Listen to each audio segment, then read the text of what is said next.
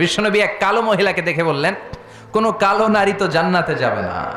মহিলা কান্না শুরু করে দিল, বলল, নবী এটা কোনো কথা হইল নাকি? জান্নাতে যাবো না কেন? কালা কি আমি হইছি নাকি? কালা আমারে বানাইছে কে? তিনি বানিয়েছে, তো আমার দোষ কি? আপনি বলেছেন 4টা কাজ করলে জান্নাতের 8টা দরজা খোলা সব নারীদের জন্য।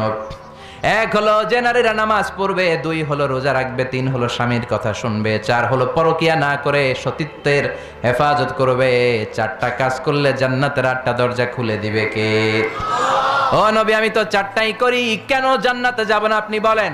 বেজায় কান্না করতে করতে মহিলা অস্থির বিস্ময় নিয়ে বললেন, থামো, আরে এত কেঁদো না, আমি তো মজা করছি। তুমি যখন জান্নাতে যাবা তখন এরকম কুচকুচে কালো থাকবা না, তোমাকে পূর্ণিমার চাঁদের মতো সুন্দরী বানায় দিবে কে?